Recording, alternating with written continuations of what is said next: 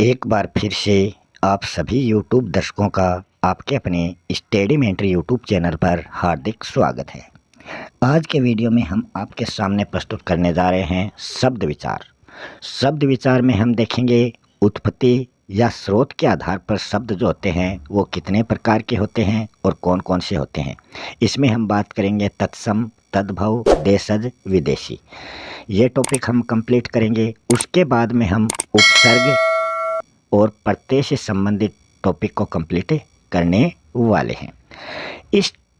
इन टॉपिकों से संबंधित डिटेल में अगर आपको वीडियो चाहिए तो आप प्लेलिस्ट में जाकर ये वीडियो देख सकते हैं। यहाँ हम केवल उन्हीं क्वेश्चनों की बात करेंगे जो आरपीएससी सेकेंड ग्रेड 2011 से लेकर 2024 तक जितने भी एग्ज़ाम हुए हैं उनमें शब्द विचार और उपसर्ग प्रत्यय से संबंधित जो भी क्वेश्चन आए हैं वो हम इस एक ही वीडियो में आपके सामने प्रस्तुत कर रहे हैं। किसी क्वेश्चन में आपको अगर किसी प्रकार का डाउट हो तो आप कमेंट बॉक्स में उससे संबंधित कुछ सुझाव दे सकते हैं। ये जो आंसर हम बता रहे हैं ये आरपीएससी द्वारा प्रमाणित माने गए हैं। जो आरपीएससी द्वारा आंसर की अपलोड की गई थी उसके आधार पर हम ये आंसर लेके आए हैं। वीडियो पर अंत तक बने रहें और अगर आपको वीडियो अच्छा लगे तो वीडियो को लाइक करें, वीडियो को शेयर करें और चैनल को अभी तक अगर सब्सक्राइब नहीं किया है तो चैनल को भी सब्सक्राइब ज़रूर कर लें। हम ऐसे ही वीडियो लगातार इस YouTube चैनल पर अपलोड करते जा रहे हैं जो एग्ज़ाम की दृष्टि से आपके लिए बहुत ही फ़ायदेमंद रहने वाले हैं। तो शुरू कर रहे हैं आज के अपने ये टॉपिक शब्द विचार। पहला प्रश्न स्क्रीन पर प्रकट हो रहा है। तत्सम शब्द में तत् जो है ये किस भाषा के लिए प्रयुक्त हुआ है कि कौन सी भाषा से ये शब्द लिया गया है? तो ये संस्कृत भाषा से लिया गया शब्द है। तत्सम शब्द क्या होते हैं, तद्भव क्या होते हैं, ये आप डिटेल से तत्सम तद्भव वाला जो टॉपिक है उसमें देख सकते हैं।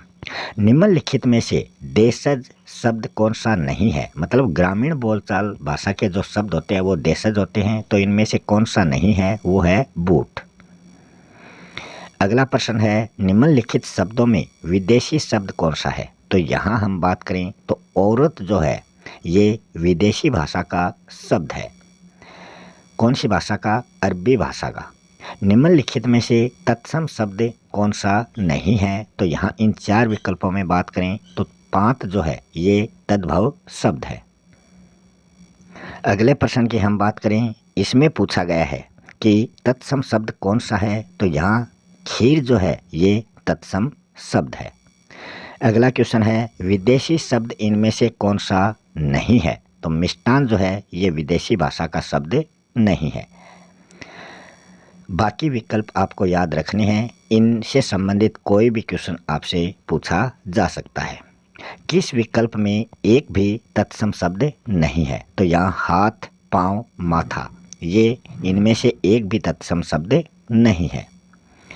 साक्षी शब्द का तत्सम रूप क्या होगा? तो इसका तत्सम रूप जो है वो हो जाएगा साक्षी।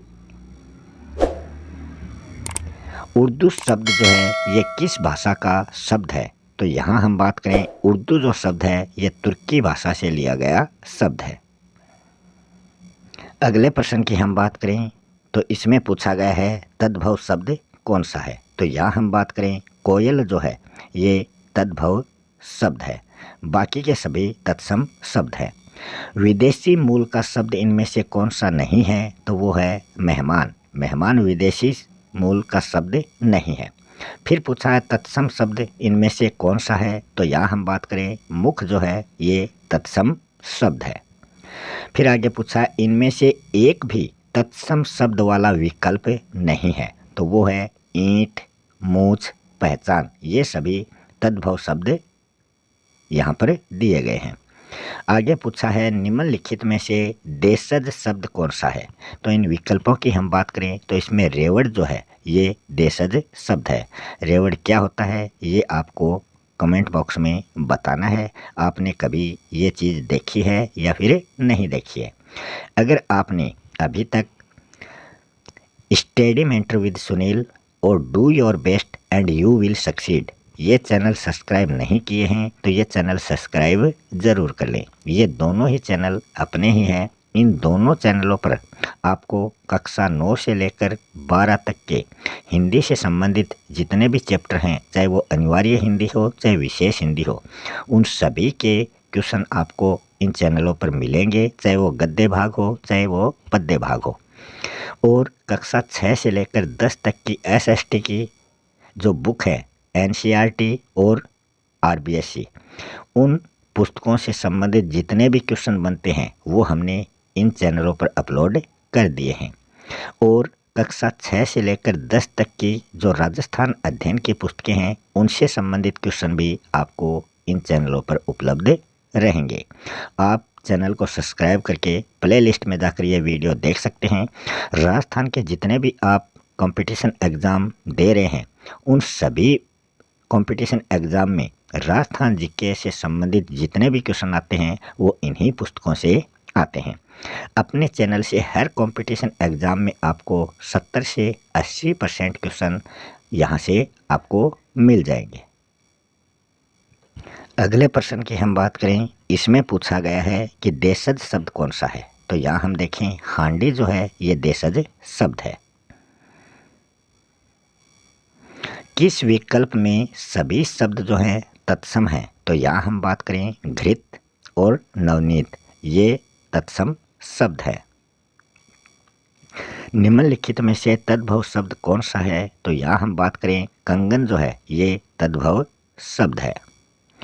किस विकल्प में सभी शब्द विदेशी मूल के हैं। तो विदेशी मूल के जो शब्द हैं वो हैं मकान, दरवाज़ा। गए वाला विकल्प सही होगा।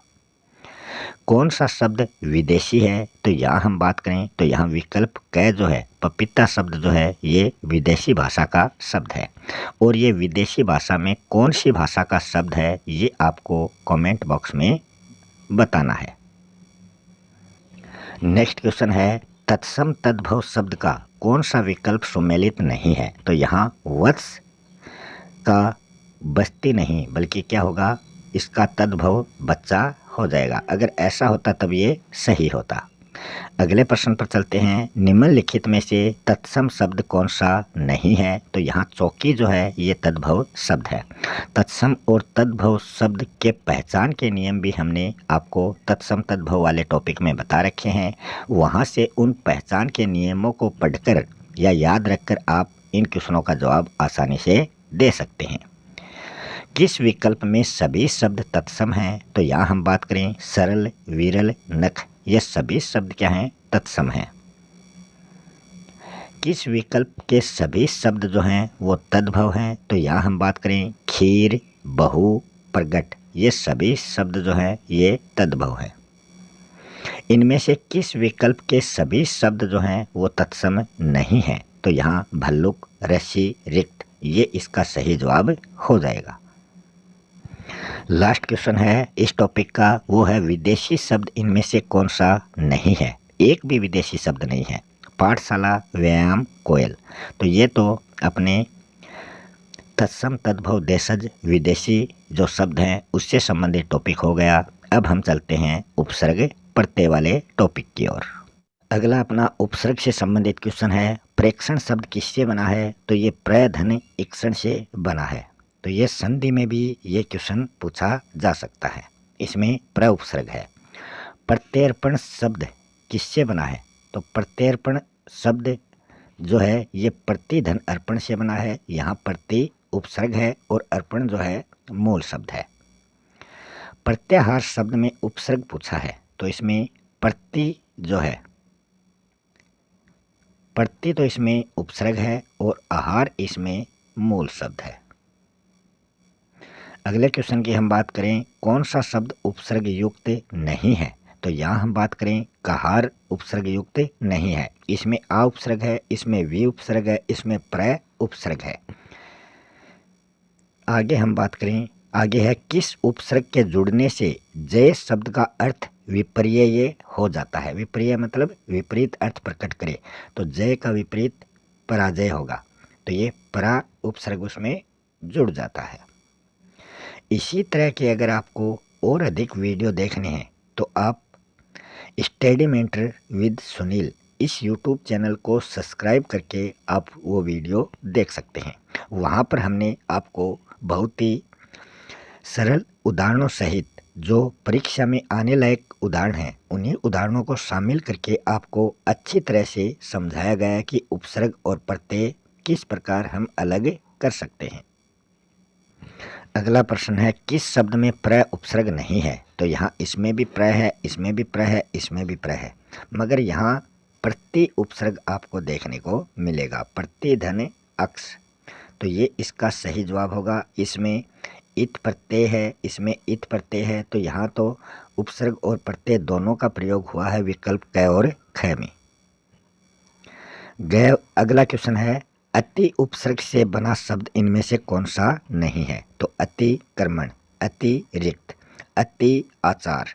अतिथि में अ उपसर्ग है और तिथि जो है ये मूल शब्द है। ये क्वेश्चन कई बार शब्द शुद्धि में भी पूछा जा चुका है।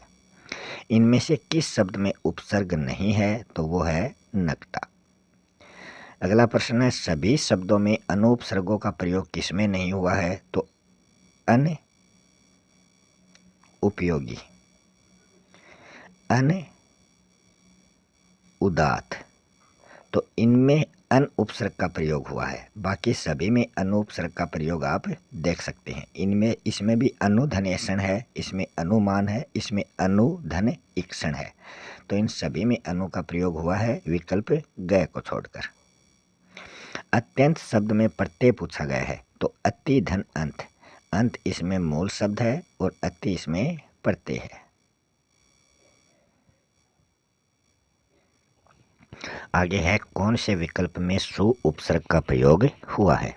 यहाँ सुलभ में बात करें तो इसमें सु उपसर्ग है और लभ मूल शब्द है। लभ का अर्थ है जो आसानी से प्राप्त हो जाए, मतलब लभ होता है प्राप्त करना और सुलभ होता है आसानी से प्राप्त होने वाला। किस शब्द में कोई भी उपसर्ग नहीं है? तो यहाँ हम बात करें, विदित शब्द में किसी प्रकार का कोई उपसर्ग नहीं है। बेचारा में बे उपसर्ग, बेशुमार में भी बे, विहित में वी उपसर्ग है। किस शब्द में वी उपसर्ग नहीं है? तो यहाँ व्युत्पत्ति में ऊ की ऊ छोटा होगा, तो इसमें वी उपसर्ग है और उत्पत्ति मूल शब्द है। विदुर, विभा में वी उपसर्ग है, व्याकरण में वी धन आकरण, आकरण मूल शब्द है, तो इसमें विदुर में वी उपसर्ग नहीं है। इसी के साथ ये अपने उपसर्ग से संबंधित क्वेश्चन भी कंप्लीट हो चुके हैं। अब हम चलते हैं प्रत्यय वाले क्वेश्चनों की ओर। अगला क्वेश्चन है, बनेला शब्द में प्रत्यय आपसे पूछा है, तो यहाँ बन तो मूल शब्द है और इसमें एला क्या है? प्रत्यय है। तो यहाँ आप देख सकते हैं, हमने वर्णों में बात की थी कि डबल जहाँ मात्राएं हो जाए वहाँ तो आई होता है और सिंगल जहाँ मात्रा हो जाए वर्ण के ऊपर या व्यंजन के ऊपर वहाँ ये ए होता है।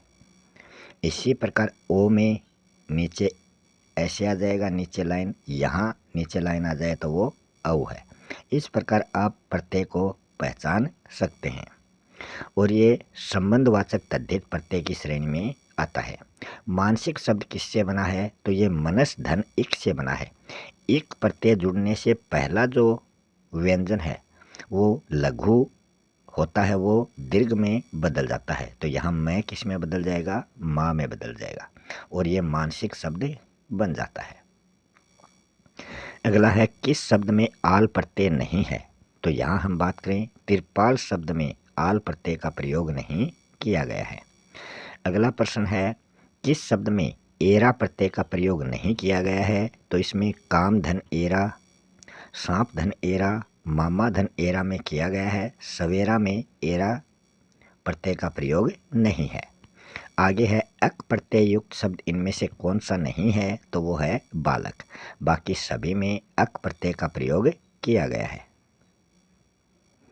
अगला प्रश्न है सपोला शब्द में मूल शब्द और प्रत्यय कौन सा है? तो यहाँ सांप धन ओला। सांप का जो बच्चा होता है वो सपोला होता है, तो यहाँ हीनतावाचक तद्धित प्रत्यय या संतान बोधक तद्धित प्रत्यय का प्रयोग किया गया है। अगला प्रश्न है कर्तृवाचक कृत प्रत्यय इनमें से कौन सा है? तो वो हो जाएगा अक्कड़। जैसे भूल के आगे अक्कड़ जोड़ने पर वो भूलक्कड़ हो जाता है। और औना में क्रमवाचक कृत प्रत्यय है और आई ईयत में भाववाचक प्रत्यय है। किस शब्द में गार प्रत्यय का प्रयोग नहीं किया गया है? तो वो है गुनहगार। बाकी सभी में गार प्रत्यय का प्रयोग किया गया है। ये प्रत्यय का प्रयोग किस में नहीं किया गया है? तो इसमें भारतीय में भारत तो मूल शब्द है और इसमें ईय प्रत्यय का प्रयोग किया गया है। आगे है शब्द और उसमें प्रयुक्त प्रत्यय की दृष्टि से सुसंगत विकल्प कौन सा, मतलब सही? तो भास धन अन। अन में न का अण बन जाएगा, तो यही इसका सही जवाब है। अगला प्रश्न है किस विकल्प में गार प्रत्यय युक्त शब्द नहीं है? तो इसमें कारागार में कार मूल शब्द है और आगार इसमें प्रत्यय है, तो यही इसका सही जवाब है। बाकी सभी में गार प्रत्यय है। अगला है किस विकल्प में कृदंत या कृत प्रत्यय युक्त शब्द है? तो वो है कर्ण कर धन अनीय। इसमें अनीय प्रत्यय का प्रयोग किया गया है, तो कर्णीय इसका सही जवाब है। किस विकल्प के सभी शब्द जो हैं वो कृत प्रत्यय से बने हुए हैं? तो यहाँ कारक भगोड़ा ये सभी शब्द कृत प्रत्यय से बने हुए हैं। इसी के साथ अपना आज का ये वीडियो यहीं समाप्त होता है। आपको वीडियो कैसा लगा और अभी तक चैनल को सब्सक्राइब नहीं किया है तो चैनल को सब्सक्राइब ज़रूर करें। मिलते हैं अगले वीडियो में नए टॉपिक के साथ। तब तक के लिए सभी का बहुत बहुत धन्यवाद।